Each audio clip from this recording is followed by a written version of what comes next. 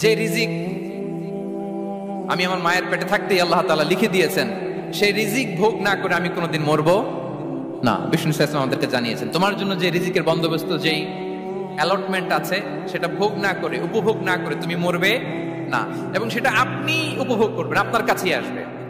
ধরুন আপনারা যে ফল আমেরিকাতে খান, এটা কি আমেরিকায় চাষ হয় ফল, নাকি কানাডা মেক্সিকো থেকে আসে?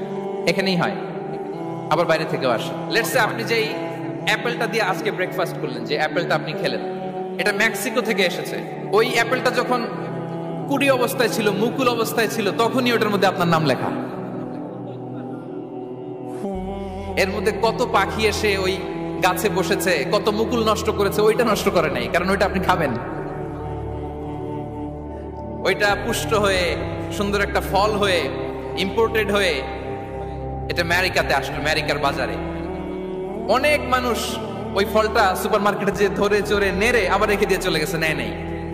ওইটা সে খাবে না, কারণ ওইটা আপনার রিজিকে লেখা। ওই ফল আপনি নিয়ে আসলেন, বাসায় অনেকে অ্যাপেল খাচ্ছে, কিন্তু ওই অ্যাপেলটা খাবে না, কারণ এটা কে খাবে? সুবহানাল্লাহ পড়তে পারলেন না মজা করে? আল্লাহু আকবার। আপনার জন্য যে রিজিক নির্ধারিত, এটা আপনিই খাবেন। এর মধ্যে আপনি মরে যেতে পারতেন, বাসা থেকে অন্য কোথাও চলে যেতে পারতেন, কিন্তু না, মরবেনও না, অন্য কোথাও যাবেনও না ওইটা খাওয়ার আগে। This is the essence of rizq. This is the essence of provision, sustenance. Inna Allah huwa ar-razzaq dhul quwwati al-matin. মায়ের পেটে থাকতে নির্ধারিত, ওই ফল কেউ টাচ করবে না up until you try it. This is rizq. এই কথাটাই বিষ্ণু ঈসা ইসলাম খুব সুন্দর করে বলেছেন, লা তামুতু নাফসুন হাত্তা তাস্তাকমিলা রিজকাহা। অন্য বর্ণনায় এসেছে লা তামুতু নাফসুন হাত্তা তাস্তাউফিয়া রিজকাহা। মানুষের জন্য যে রিজিকের বরাদ্দ, সেটা উপভোগ না করে, সেটা না খেয়ে ওই মানুষ এই দুনিয়া থেকে বিদায় নিতে পারে না। তাহলে আমার রিজিক ভোগ না করে আমি মরবো না, এবং এটা যেহেতু আপনার জন্য নির্ধারিত, এটা আপনি পাবেনই। এখন এটা কি হালাল পন্থায় আপনি পাবেন না হারাম পন্থায় পাবেন, দ্যাট ইজ ইউর ডিসিশন। আপনার রিজিক আপনার কাছে আসবে। এটা নির্ধারিত না অনির্ধারিত বলেন তো? আমি সবার কাছ থেকে শুনবো, রিজিক কি নির্ধারিত না অনির্ধারিত? ফিক্সড, নির্ধারিত। ফর এন এক্সাম্পল, ধরুন আপনি সারা জীবনে 1 কোটি টাকা ইনকাম করবেন। কয় কোটি? 1 কোটি টাকা ইনকাম করবেন, এটা নির্ধারিত, আল্লাহ তাআলা ফিক্স করে ফেলেছেন, এটা আল্লাহর সিদ্ধান্ত। কিন্তু এই 1 কোটি হালাল পন্থায় আপনি উপার্জন করবেন না হারাম পন্থায়, এটা আপনার সিদ্ধান্ত। So now the decision is yours. যদি আপনি পরিশ্রমী হন, যদি আপনি সৎ পথ অবলম্বন করেন, তাহলে ওই 1 কোটি আসবে আপনার কাছে, কিন্তু হালাল পন্থায়। আর যদি আপনি হালাল হারাম মিক্স করেন, টেবিলের উপর দিয়েও নেন, নিচ দিয়েও নেন, আসবে কিন্তু 1 কোটি। আসবে কয় কোটি? কথা বোঝে নাই বোধহয়। টেবিলের নিচ দিয়েও যদি নেন, সারা জীবনে আপনি পাবেন কত? 1 কোটি। So now the decision is yours. সিদ্ধান্ত আপনার। হালাল পন্থায় উপার্জন করবেন না হারাম পন্থায়? বলেন হালাল না হারাম? হারামের সাথে আমাদের কোনো সম্পর্ক? হারামকে আমরা এই কনভেনশন সেন্টার থেকে না বলে দিলাম, আওয়াজ করে বলুন নো। হারামের সাথে আমাদের কোনো সম্পর্ক? আল্লাহ তাআলার দেয়া বরাদ্দ রিজক আমরা হালাল পন্থায় উপার্জন করব ইনশাআল্লাহ। বলেন। তাহলে মায়ের পেট থেকে নির্ধারিত হয়ে গেল, আমারটা আমি পেলাম, হালাল ভাবে আমি নিব। আরেকটা জিনিস মনে রাখতে হবে যে কেউ কারো রিজিকে ভাগ বসায় না, কেউ না। আমরা অনেকে মনে করি যে আমি ওকে দিলাম, ওকে খাওয়াইলাম, আমি বোধহয় খাওয়াইলাম। না, সে আপনারটা খায় নাই, সে তার রিজিকই খেয়েছে। আমাদের ঘরে আমাদের বন্ধু বান্ধব আসে অনেক সময়, আমাদের ঘরে অনেক সময় অতিথি আসে, তাদেরকে আমরা আপ্যায়ন করি, তাদেরকে খাওয়াই। আসলে সে আমারটা খায় না, সে কারটা খায়? তার নিজেরটাই খায়। বিষ্ণু ইসলাম এটা খুব সুন্দর করে বলেছেন। ওনার কাজিন চাচাতো ভাই আব্দুল্লাহ ইবনে আব্বাসকে একদিন অনেক নাসিহা করছিলেন। করতে করতে এক পর্যায়ে তিনি বললেন, ওয়ালাম, ইবনে আব্বাসকে বলছেন, ওয়ালাম আন্না মা আসাবাকা লাম ইয়াকুন লিইখতিআক ওয়া মা আখতাআকা লাম ইয়াকুন লিইউসিবাক। আব্দুল্লাহ, জেনে রাখো, যেটা তুমি পাওয়ার এটা তুমি কোনোদিন হারাবা না। যেটা তোমার হওয়ার কথা ছিল ওটা তুমি কোনোদিন মিস করবা না। আর যেটা তুমি পাওয়ার কথা না, গোটা বিশ্বের সব শক্তিকে হাতের মুঠোয় আনলেও সেটার দেখা তুমি পাবে না, পাবে না। ওয়ালাম আন্নামা আসাবাকা লাম ইয়াকুন লিইখতিআক ওয়া মা আখতাআকা লাম ইয়াকুন লিইউসিবাক রুফিআতিল আকলাম ওয়া জাফফাতিস সুহুফ। আব্দুল্লাহ, রিজিক নিয়ে চিন্তিত হয়ো না। রিজিক নিয়ে পেরেশান হইও না, প্লে ইউর রোল। রিজিক ইজ ফিক্সড। যেটা তুমি পাওয়ার তুমিই পাবা, যেটা তুমি পাওয়ার কথা না চেষ্টা করেও সেটা তোমার কাছে আসবে না। সম্মানিত সুধী, এ পর্যায়ে আমরা জানবার চেষ্টা করব যে কিসে রিজিক বাড়ে, কি করলে রিজিকে ভরপুর বারাকা হয়, রিজিকের চাবিকাঠি কোথায়, কোন পথে চললে রিজিকে ভরপুর বারাকা হবে, আমার জীবনে বরকত নেমে আসবে রিজিকে। এটা জানতে মনে যাচ্ছে না আমাদের? হ্যাঁ, কষ্ট হচ্ছে আপনাদের? কষ্ট হচ্ছে? তাহলে কি করলে রিজিকে ভরপুর বারাকা হয়, কি করলে আমার জীবনে ভরপুর বারাকা নেমে আসে, এই পয়েন্টটাতে আমরা একটু আলোকপাত করি। যেসব কাজ করলে আমাদের জীবনে রিজিকে আসমানি বারাকা নেমে আসবে, আমাদের রিজিকে আসমানি বারাকা নেমে আসুক, আমরা চাই কি চাই না? সবাই আমরা চাই নিশ্চয়ই। যে কাজ করলে রিজিকে আসমানি বারাকা আসে, এর এক নাম্বার হচ্ছে তাকওয়াল্লাহ, আল্লাহর ভয়। আল্লাহ তাআলা বলছেন, ওয়া মাইয়াত্তাকিল্লাহা ইয়াজআল লাহু মাখরাজা ওয়া ইয়ারযুকহু মিন হাইসু লা ইয়াহতাসিব। যে আল্লাহকে ভয় করে, যে আল্লাহ সচেতন, আল্লাহ তাকে মাখরাজ, মাখরাজ মানে কি জানেন? ওই যে এক্সিট লেখা না এদিকে, এই এক্সিটকে আরবিতে বলে মাখরাজ, মানে কোথাও আটকাবেন না, বের হওয়ার রাস্তা আছে, কোথাও আটকাবেন না, বের হওয়ার রাস্তা আল্লাহ তাআলা অ্যারেঞ্জ করে দিবেন। You will have the way out from crisis. ক্রাইসিসে পড়লে, সংকট মোমেন্টে আল্লাহ তাআলা ওখান থেকে এক্সিটের ব্যবস্থা আপনাকে করে দিবেন।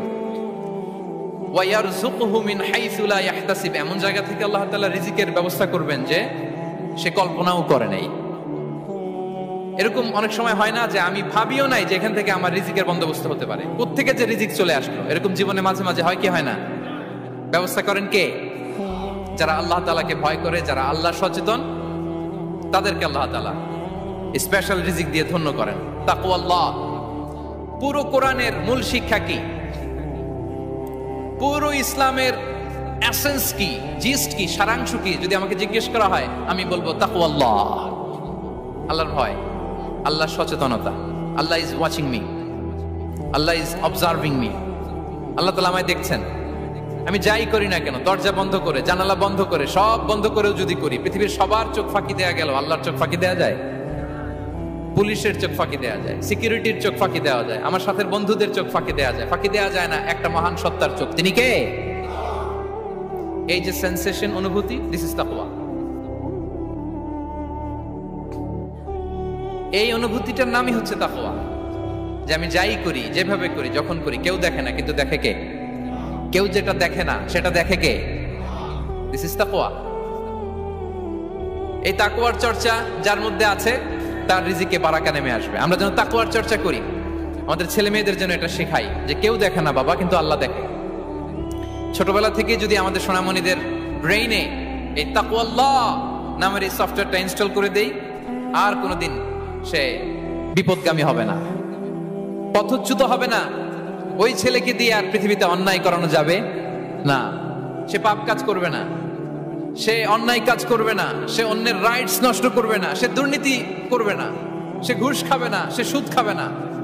শুধু দুর্নীতি দমন কমিশন দিয়ে দুর্নীতি বন্ধ করা যায় না, এই তাকওয়া আল্লাহর সফটওয়্যার ইনস্টল করে দিতে হবে। তাহলে এক নাম্বার হচ্ছে তাকওয়া। আল্লাহর ভয় যেন আমরা আমাদের হৃদয়ে রাখি। যাদের হৃদয়ে আছে আল্লাহর ভয়, তারা কভু পথ ভুলে যায় না। কি অসাধারণ কথা! তাহলে এক নম্বরে তাকওয়া আল্লাহ। দুই নাম্বার আত-তাওয়াক্কুল আলা Allah, to put your trust on Allah, to depend on Allah. আল্লাহর উপর ভরসা রাখা। আমরা ভরসা রাখি কার উপর? আওয়াজ করে বলুন, কার উপর? আমরা আমাদের ভরসা রাখি আল্লাহর উপর, কার উপর ভরসা রাখি না, ভরসা একজনের উপর। বিষ্ণু ইসা ইসলাম বলেছেন, লাউ আন্নাকুম তাওয়াক্কালুনা আলাল্লাহি হাক্কা তাওয়াক্কুলিহি লা রাযাকাকুম কামা ইয়ারযুকুত তায়র তাকদু খিমাসান ওয়া তারুহু বিতানান। পাখি যেমনি আল্লাহর উপর তাওয়াক্কুল করে, তোমরা যদি এমনি তাওয়াক্কুল করতে পারো, তাহলে পাখিকে আল্লাহ যেমনি রিজিক দেয়, তোমাদেরকে আল্লাহ তাআলা তেমনি রিজিক দিবেন। পাখি কি করে ভাই? সকালবেলা তার বাসা থেকে কিচির মিচির রবে, হ্যাঁ, দিক বিদিক ছুটে বেড়ায়, ছুটতে থাকে মাইলকে মাইল।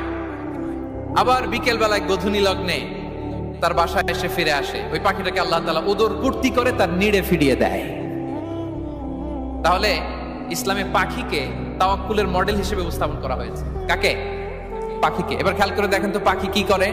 সকালবেলা ঘরে বসে বসে তাওয়াক্কুল করে নাকি? কথা কি বুঝতেছেন? পাখি তার নিড়ে বসে হাত গুটিয়ে আল্লাহর উপর তাওয়াক্কুল করে, এরকম না? এই হাদিস থেকে কি বোঝা গেল? কিভাবে করে বলতে হবে, বলেন তো একজন সাহস করে কিভাবে করে? বের হয়ে যায়, রিজিকের সন্ধানে সে বের হয়ে যায়, দিক বিদিক ছুটে বেড়ায়, বিকেল বেলা ওদর পূর্তি করে আল্লাহ তাআলা পাখিটাকে নিড়ে ফিরিয়ে দেয়। সো পাখিকে তাওয়াক্কুল হিসেবে, তাওয়াক্কুলের মডেল হিসেবে বিষ্ণু ইসা ইসলাম সেট করলেন এজন্য যে পাখি তার রোলটা প্লে করে, তারপরে সে রিজিক পায়। এটা হচ্ছে রিজিকের এসেন্স, যে আমাদের রোলটা আমাদের প্লে করতে হবে, আমাদেরকে আমাদের চেষ্টাটুকুন করতে হবে, তারপরে আল্লাহ তাআলার উপর আমরা ভরসা করব। ইসলামে তাওয়াক্কুল is always at the second stage. The first stage is your role, your effort, your precaution, তারপরে হচ্ছে তাওয়াক্কুল। তাহলে বলেন, ইসলামে আগে তাওয়াক্কুল না পরে তাওয়াক্কুল? পরে। ইকিলহা সুম্মা তাওয়াক্কাল আলাল্লাহ। এক সাহাবী বললেন, ইয়া রাসূলুল্লাহ, আমার উটের রশিটা গাছে বেঁধে তারপরে তাওয়াক্কুল করব না ছেড়ে দিয়ে তাওয়াক্কুল করব? বিষ্ণু ইসলাম বললেন, ইকিলহা সুম্মা তাওয়াক্কাল আলাল্লাহ। আগে গাছের মধ্যে রশি দিয়ে টাইট করে বাঁধো, তারপরে তাওয়াক্কুল করো। সুবহানাল্লাহি বিহামদি। তাহলে এইরকম তাওয়াক্কুল যদি করা যায় পাখির মতো, আপনার রিজিকের কোনো অভাব হবে না। কিন্তু আমাদের সমস্যা যেটা, প্রিয় ভাই এবং বোনেরা, আমরা আমাদের অলসতা, অপারগতা, আমাদের কি বলবো হীনমন্যতা, আমাদের কর্মহীনতাকে তাওয়াক্কুল বানিয়ে নিয়েছি। বুঝতে পেরেছেন? আমরা আমাদের অলসতাকে বানিয়েছি কি? তাওয়াক্কুল। আমাদের কর্মহীনতাকে বানিয়েছি কি? তাওয়াক্কুল। আমরা কি করি? আমরা বলি আল্লাহর উপর ভরসা করলাম, নিজে কিছু না করে। কি বলে আমাদের বাংলা একটা কথা বলে, যা করে আল্লাহ। নিজের কোনো রোল প্লে নাই, নিজের কোনো প্রিকশন নাই, কোনো প্ল্যানিং নাই, কোনো পলিসি নাই, কোনো স্ট্র্যাটেজি নাই, বলে আল্লাহর উপর ভরসা করলাম, যা করে আল্লাহ। এরকম বলে না? এই যে যা করে আল্লাহ বলে যে তাওয়াক্কুল করলেন, এটা বিষ্ণু ইসা ইসলামের শিখানো পন্থায় তাওয়াক্কুল হয়েছে? কথা বলেন, হয়েছে? বিষ্ণু ইসা ইসলাম তো অপারগতা, দারিদ্রতা, অলসতা, অকর্মণ্যতা থেকে আল্লাহর কাছে পানাহ চেয়েছেন। তা আপনি এটা কি তাওয়াক্কুল করলেন? এটা তাওয়াক্কুল হয়নি। তাওয়াক্কুলের একটা সুন্দর পিকচার আমি আপনাদের সামনে এখন উপস্থাপন করব। তাওয়াক্কুল কিভাবে করতে হয় আমরা একটু বিষ্ণু ইসা ইসলামের বায়োগ্রাফি থেকে দেখি। রাসূল সাল্লাল্লাহু আলাইহি ওয়াসাল্লামের হিজরতের ঘটনাটা আমি 1 মিনিটে একটু আপনাদেরকে সংক্ষেপে শোনাই, যে তাওয়াক্কুল কিভাবে তিনি করেন। ইসলামে তাওয়াক্কুল হচ্ছে কর্ম শেষে ফলাফলের জন্য আল্লাহর উপর নির্ভর করা। কারণ আমি কাজ করলাম, ফলাফল পজিটিভ হইতে পারে, নেগেটিভ হইতে পারে, ওটা নির্ধারণ করবে কে? ফয়সালা দেয় কে? তাহলে আমরা দেখি যে বিষ্ণু ইসা ইসলাম তিনি কিভাবে তাওয়াক্কুল করেছেন। যেদিন তিনি হিজরত করবেন, রাসূল সাল্লাল্লাহু আলাইহি ওয়াসাল্লামকে অনুমতি দেয়া হলো, সেদিন হিজরতের অনুমতি যে তিনি পেয়েছেন, মাইগ্রেশনের অনুমতি যে তিনি পেয়েছেন, এটা জানানোর জন্য তিনি আবু বকরের ঘরে চলে গেলেন দুপুরবেলা। কখন? প্রশ্নের উত্তর দিতে হবে, কখন? ফি ওয়াক্তিদ যাহিরা, দুপুরে। রাসূল সাল্লাল্লাহু আলাইহি ওয়াসাল্লাম দুপুরে বেরোতেন না। শুধু রাসূল সাল্লাল্লাহু আলাইহি ওয়াসাল্লামই না, আরবের লোকেরা দুপুরে বের হতো না, কারণ ওইটাকে বলা হতো ওয়াক্তুল কাইলুলা। আমরা পাওয়ার ন্যাপ নেই না, এই পাওয়ার ন্যাপের টাইম ছিল তখন।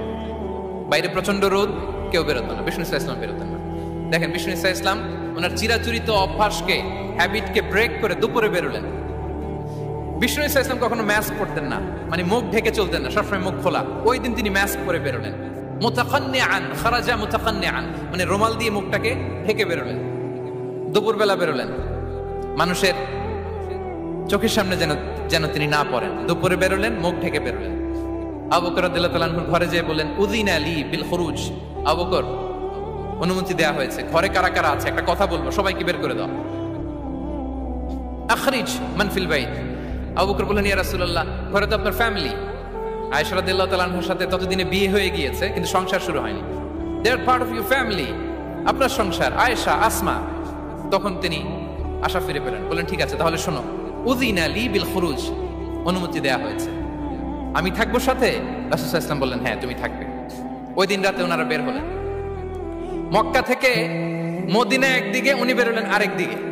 ধরেন মক্কা থেকে মদিনার রাউট হচ্ছে এইদিকে, তা আমরা তো এইদিকেই বেরোবো নাকি? কথা কি বুঝতেছেন? বিষ্ণু বেরোলেন কোন দিকে?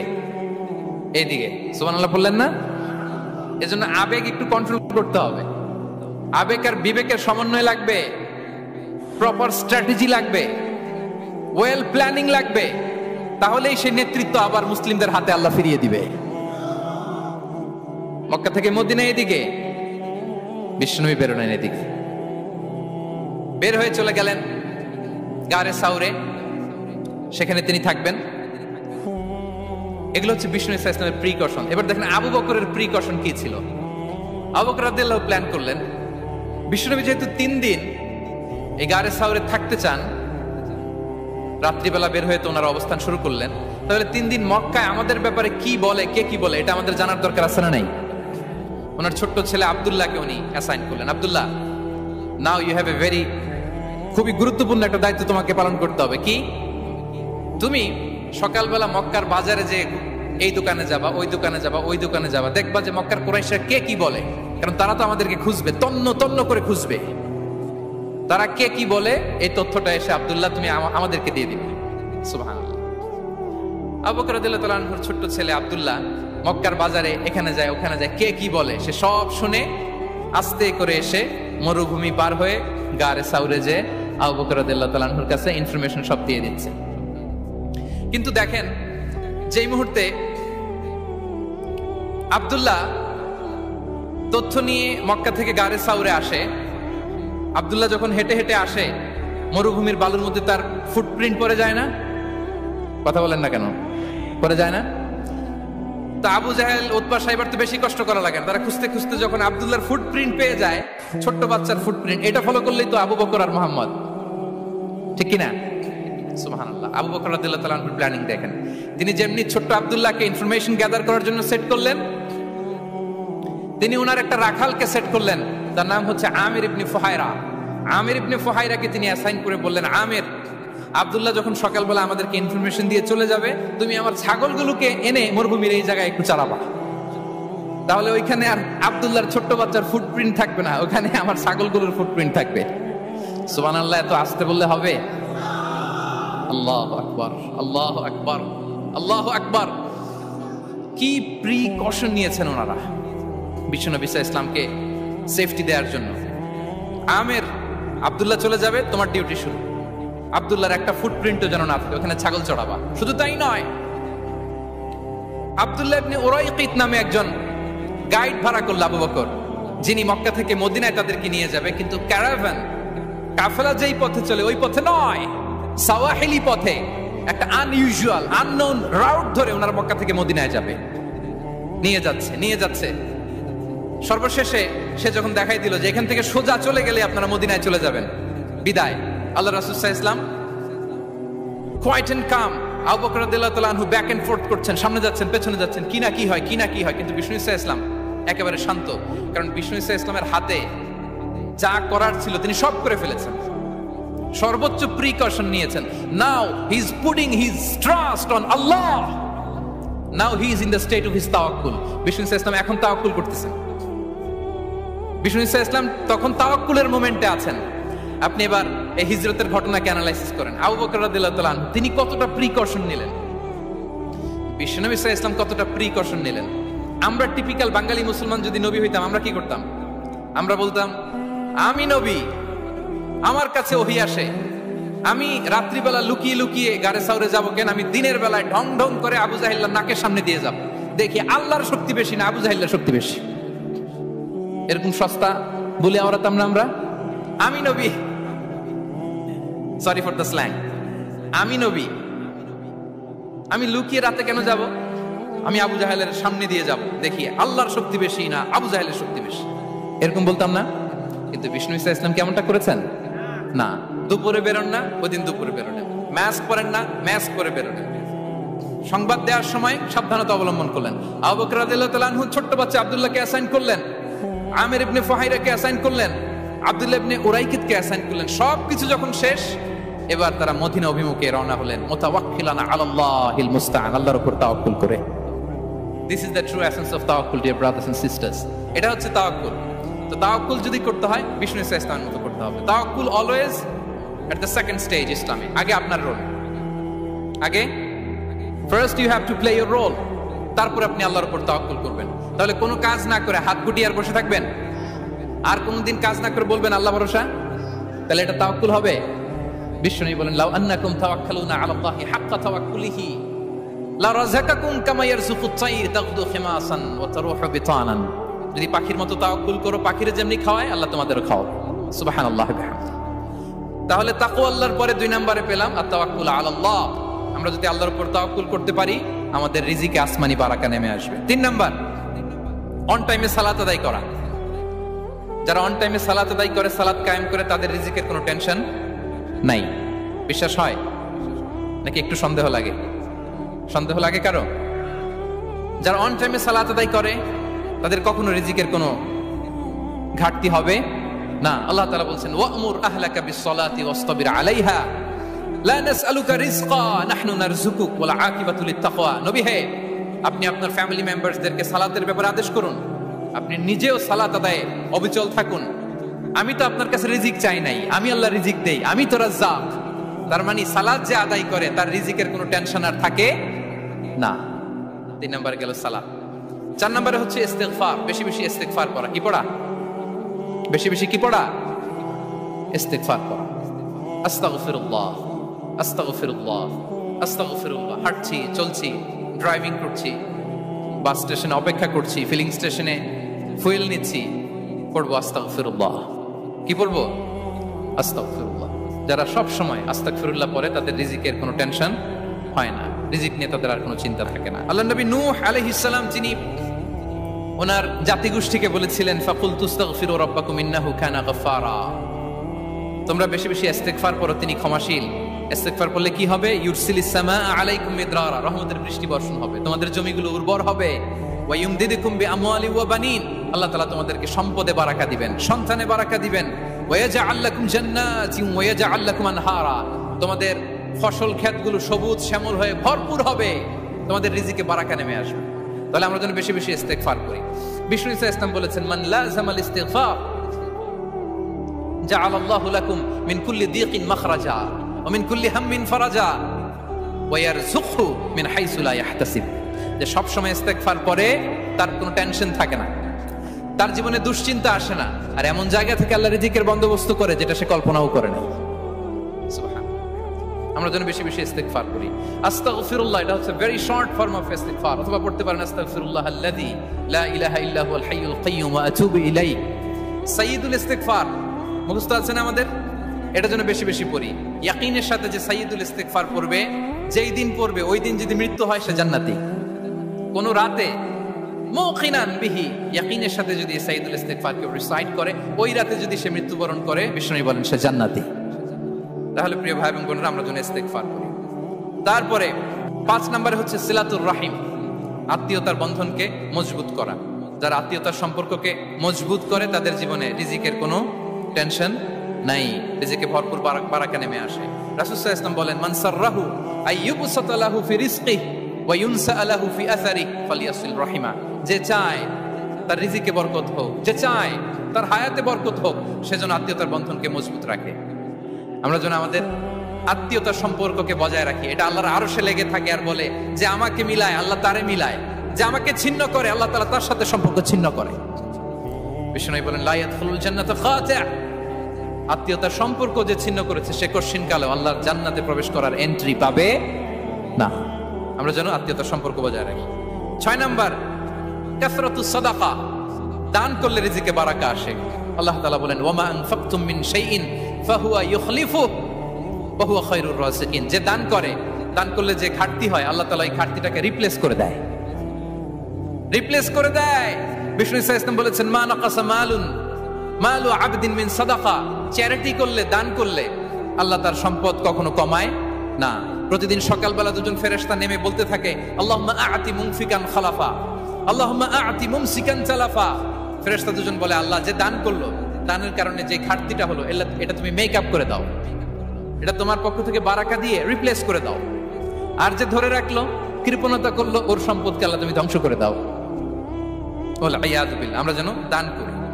এরপরে বিষ্ণু ইসলাম বলেছেন, বেশি বেশি হজ উমরা করলে, বেশি বেশি যদি কারো সাধ্য থাকে, ফিনান্সিয়াল ক্যাপাসিটি থাকে, বেশি বেশি হজ উমরা করলে তার রিজিকে বারাকা নেমে আসে। সব শেষে হচ্ছে দোয়া করা, রিজিক বৃদ্ধির কি করা? দোয়া করা। বিষ্ণু ইসলাম নিজেও দোয়া করতেন। উম্মে সালামা রাদিয়াল্লাহু তাআলা আনহা, আমাদের আম্মা জান, তিনি বর্ণনা করেন, রাসূল সাল্লাল্লাহু আলাইহি ওয়াসাল্লাম ফজরের সালাতের পরে সালাম ফিরিয়ে তিনি পড়তেন, আল্লাহুম্মা ইন্নী আসআলুকা ইলমান নাফিআ ওয়া রিজকান তাইয়্যিবা ওয়া আমালান মুতাকাব্বালা। আই রিপিট, আল্লাহুম্মা ইন্নী আসআলুকা ইলমান নাফিআ ওয়া রিজকান তাইয়্যিবা ওয়া আমালান মুতাকাব্বালা। প্রত্যেকদিন ফজরের সালাতের পরেই বিষ্ণু ইসলাম এই দোয়াটা পড়তেন, আল্লাহ তোমার কাছে আমি উপকারী জ্ঞান চাই, আল্লাহ তোমার কাছে আমি পবিত্র রিজিক চাই, আল্লাহ তোমার কাছে আমি কবুলযোগ্য আমল চাই, আমার আমলগুলো যেন কবুল হয়। এই দোয়াটা করতেন। এই দোয়াটা পড়বেন তো সবাই। বিষ্ণু ইসলাম নিজে পড়তেন সকালবেলা, একেবারে দিনের শুরুতেই রিজিকের বরকতের জন্য দোয়া করে তিনি ওনার ডে স্টার্ট করতেন। কোরআনে অনেক আয়াতে রিজিকের জন্য দোয়ার ব্যাপারে পাওয়া যায়, আমরা সেদিকে যাব না। সাইয়েদনা ঈসা আলাইহিস সালাম তিনি বলেছেন আল্লাহ আকাশ থেকে মায়েদা পাঠান, ওই আয়াতের শেষে বলেছেন ওয়ারযুকনা ফাআনতা খায়রুর রাযিকিন, আল্লাহ আপনি আমাদেরকে রিজিক দিয়ে ধন্য করুন, আপনি তো রিজিক দাতা।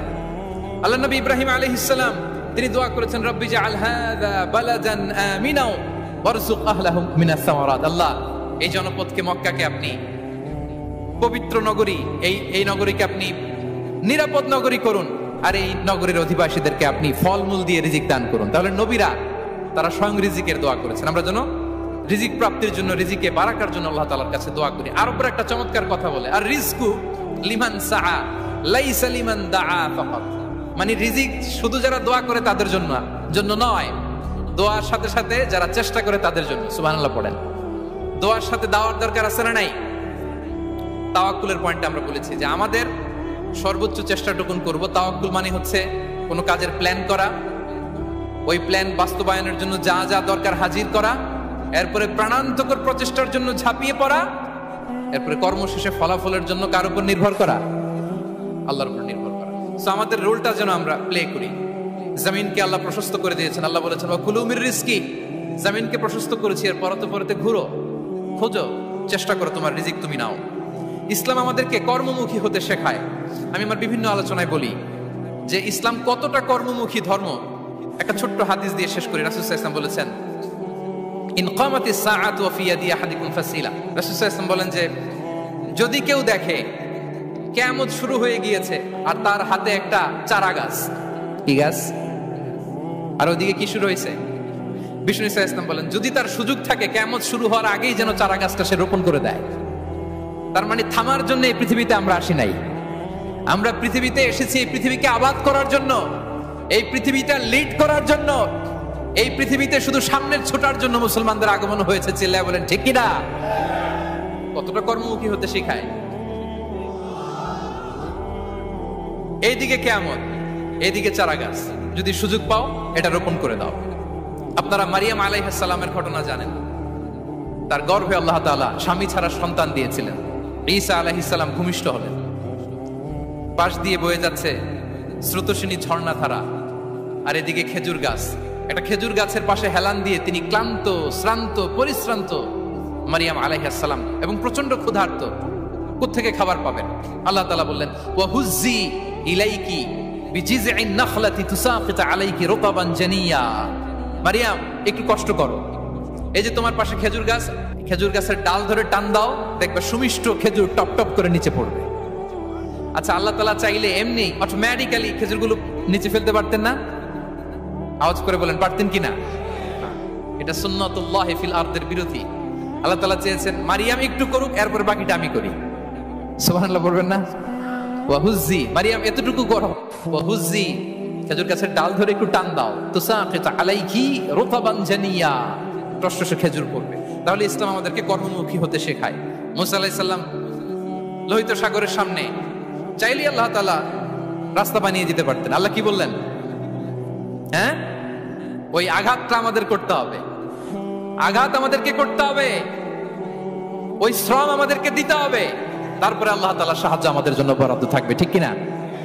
সম্মানিত ভাইরা, এটাই হচ্ছে সুন্নাতুল্লাহ ফিল আরদ, এটাই জমিনে আল্লাহর সিস্টেম, এটাই the law of nature in this universe. এখানে আমাকে প্রচেষ্টা করতে হবে, আমার রোল প্লে করতে হবে, তারপরে আমার রিজিক আমার কাছে আসবে। তাই আমরা যেন কায়মনো বাক্যে রিজিকের বারাকার জন্য আল্লাহ তাআলার কাছে দোয়া করার পাশাপাশি আমাদের রোলটা যেন আমরা প্লে করি, আমাদের রোলটা যেন আমরা প্লে করি, তাহলে আমাদের রিজিকে বারাকা নেমে আসবে। কারণ তিনি যখন বারাকা দিবে ওটা নিয়ে কুলানো যাবে না। এটা বিশ্বাস হয়? বিশ্বাস হয়? আল্লাহু ইয়ারযুকু মান ইয়াশা বিগাইরি হিসাব। তিনি যখন দেয় এমন দেয়া দেয় ওটা আপনি নিয়ে কুলাতে পারবেন না। তো সেই রিজিকের উপযুক্ত যেন আমরা হই, আমরা যেন দোয়ার পাশাপাশি আমাদের প্রচেষ্টা অব্যাহত রাখি, আমাদের প্রিকশন অব্যাহত রাখি, আমাদের কর্মচঞ্চল অ্যাটেম্প্ট গুলো অব্যাহত রাখি, তাহলে আল্লাহ তাআলা আমাদেরকে রিজিক দিয়ে, ভরপুর রিজিক দিয়ে আমাদেরকে তিনি ধন্য